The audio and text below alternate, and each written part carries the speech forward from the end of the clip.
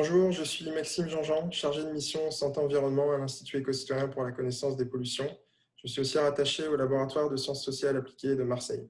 Je suis ravi de vous présenter aujourd'hui l'étude index d'imprégnation de la population aux polluants atmosphériques de la zone industrielle et portuaire de Fos-sur-Mer. D'abord, quelques mots sur l'Institut éco-citoyen. Il a été créé en 2010 suite à la polémique autour de l'implantation de l'incinérateur des ordures ménagères Marseille, non pas à Marseille, mais à Fos-sur-Mer. Et suite aux nombreuses interrogations, l'Institut a été, de la population, l'Institut a été créé afin de produire une connaissance scientifique partagée, légitime, pour répondre aux nombreuses interrogations sur l'exposition de la population riveraine aux polluants émis par les industries. Alors, c'est dans ce cadre qu'a été mis en place l'étude index, afin, avant toute étude d'impact sanitaire, de déterminer les niveaux d'imprégnation des habitants de la ville de Fos-sur-Mer et de les comparer avec une zone témoin qui serait Saint-Martin-de-Crau et d'étudier les facteurs d'exposition à ces polluants. Et dans un deuxième objectif, c'était de définir et discuter ces voies d'exposition en regard des résultats obtenus par l'Institut éco-citoyen dans d'autres études sur le milieu marin, l'atmosphère et les sols et les plantes, et la littérature scientifique également. Alors, on avait deux villes, deux zones d'études, Fos-sur-Mer, la zone exposée, et Saint-Martin-de-Crau, la zone témoin. Alors, Fos-sur-Mer et Saint-Martin-de-Crau présentent un certain nombre de similarités, notamment le nombre d'habitants qui est assez similaire, 16 000 contre 12 000. Elles sont toutes les deux à proximité d'un axe routier important et dans le même bassin géographique de la plaine de Crau. Ce qui différencie, ça va être la proximité aux sources d'émissions industrielles.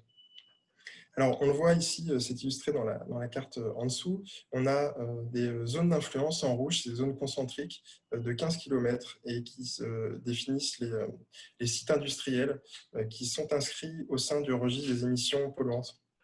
Et donc, plus la couleur est foncée, plus on a une exposition à une influence importante de ces sites industriels. Et on voit que Fos-sur-Mer est en plein cœur de la zone industrielle, en bas, et Saint-Martin-de-Crau est plus isolé.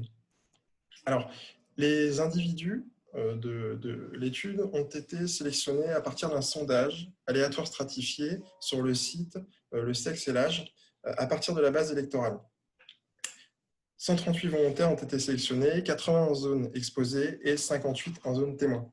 Alors, pour être inclus dans l'étude, il fallait avoir entre 30 et 65 ans, habiter depuis 3 ans dans sa ville, assurer une activité professionnelle principale exercée dans la zone d'habitation. Les critères d'exclusion étaient de ne pas travailler dans le secteur, dans le secteur industriel, puisqu'on est exposé aussi dans le secteur industriel, évidemment, travailler dans une autre zone industrielle, être fumeur et être enceinte ou allaitante.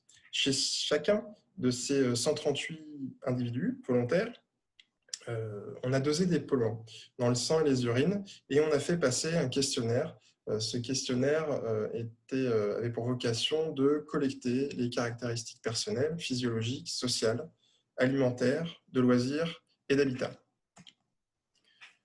Un ensemble de polluants ont été dosés chez les participants, des métaux, des molécules organochlorées, des hydrocarbures aromatiques.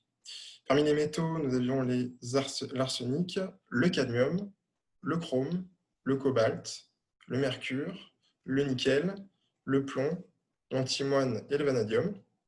Pour les molécules organochlorées, on avait les grandes familles de PCB, de dioxyne de furane, de PCB dioxyne-like, donc c'est des PCB qui ont la même structure que les dioxines, et les PCB non dioxyne-like. Au sein de ces sous-familles, il y a un certain nombre de congénères qui existent, et chacun des congénères a fait l'objet d'une investigation individuelle.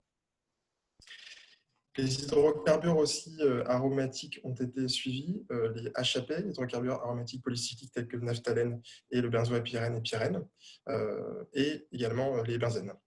Ces analyses ont été réalisées dans les urines ou dans le sang et réalisées au sein des laboratoires de toxicologie professionnelle et environnementale au CHU de Grenoble et au laboratoire d'études des résidus et contaminants des aliments, l'ABERCA à Nantes. Alors maintenant, les résultats. Les premiers résultats sont les facteurs physiologiques et l'alimentation. Je vais passer assez vite là-dessus puisque ce sont des résultats qui sont souvent observés dans la littérature.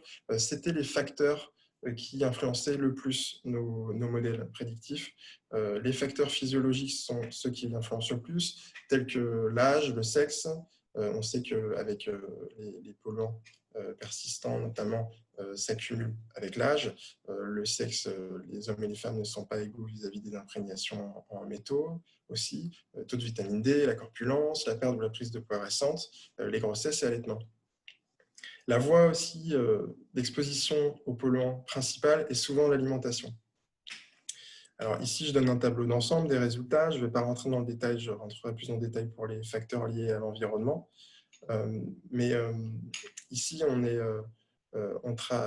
a observé un certain nombre de résultats intéressants, notamment que la consommation de poissons était associée à une plus forte imprégnation en PCB-dioxine et en arsenic, pareil pour les fruits de mer. Le nickel aussi était associé à la consommation de légumes était associée à une augmentation de nickel, de vin au plomb par exemple. On a eu aussi des résultats intéressants sur les habitudes de vie, notamment sur les loisirs, sur l'activité de peinture, la chasse, la rénovation de bâtiments. On a observé chez ces pratiques une augmentation, notamment en concentration en métaux. Certains anciens fumeurs étaient protégés pour certains polluants organiques. L'utilisation de la voiture aussi était associée à une augmentation de vanadium, par exemple. Alors, les résultats au sujet de l'exposition par inhalation, donc en fait, c'est le simple fait d'habiter ou non dans la zone exposée. On a observé que le fait d'habiter en zone exposée augmentait significativement l'imprégnation en plomb. Alors ici, je représente les concentrations en plomb. Ce sont des estimations, c'est des estimations qui ont été calculées à partir de modèles de régression linéaire multiples, qui ont été ajustés sur des caractéristiques personnelles physiologiques, sociales, alimentaires, de loisirs et d'habitat.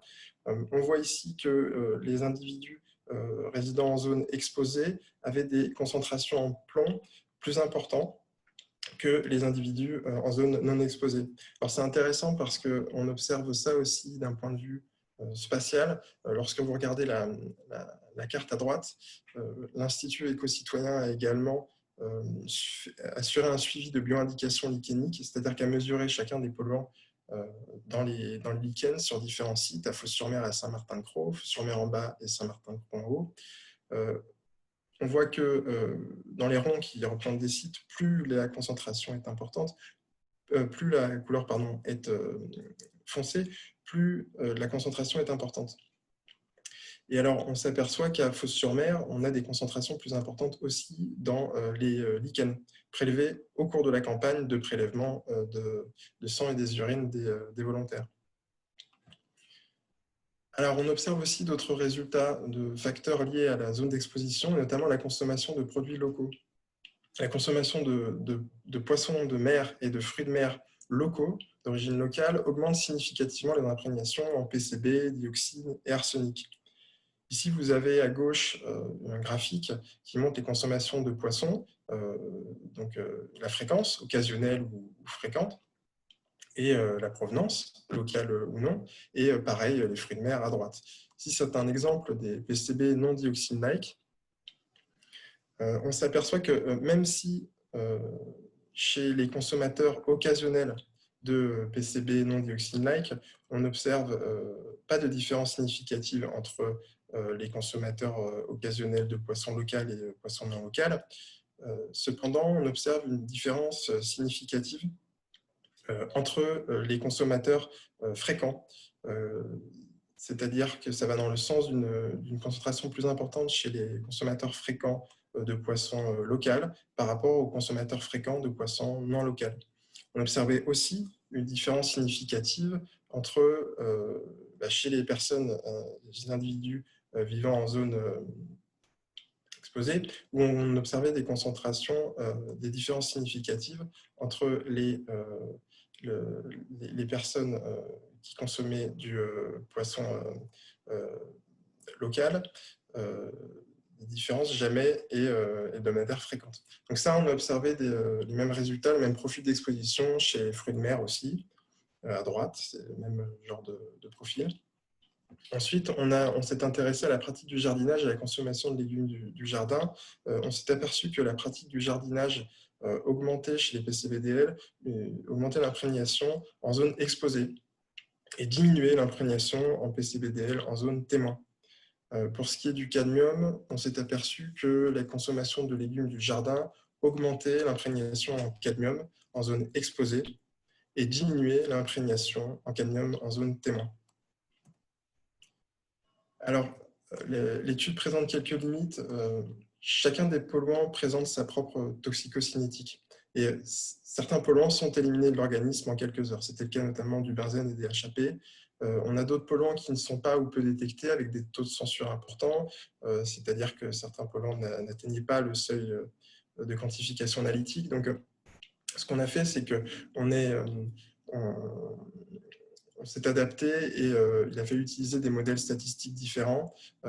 C'était des modèles de régression linéaire, mais aussi des modèles Tobit lorsque le taux de censure était plus important. On a un effectif de 138 personnes qui ne permet pas de mettre en évidence de faibles différences, même si on a mis quand même en évidence quelques différences, ça ne mettait pas en évidence les plus faibles différences. On avait des sous-catégories avec des effectifs assez faibles et qui augmentaient les marges d'erreur. Alors, Saint-Martin-de-Crau, c'est important de le souligner, reste une ville sous influence de la zone industrielle ou portuaire et des zones agricoles. Alors, pour conclure, la majeure partie de l'imprégnation était liée aux caractéristiques physiologiques et aux habitudes de vie. Ce sont des choses qui sont déjà observées dans la littérature. Et on a observé une surimprégnation des habitants de Fos-sur-Mer au plomb. Et on s'est aperçu que certaines pratiques individuelles qui étaient notamment liées à l'environnement contaminé, notamment la pratique du jardinage et la consommation de poissons locaux, avaient un impact sur l'exposition de la population. Je vous remercie de votre attention. L'Institut tient à remercier l'ensemble des personnes qui sont listées. N'hésitez pas à me poser des questions sur la plateforme. Je serai ravi de pouvoir y répondre.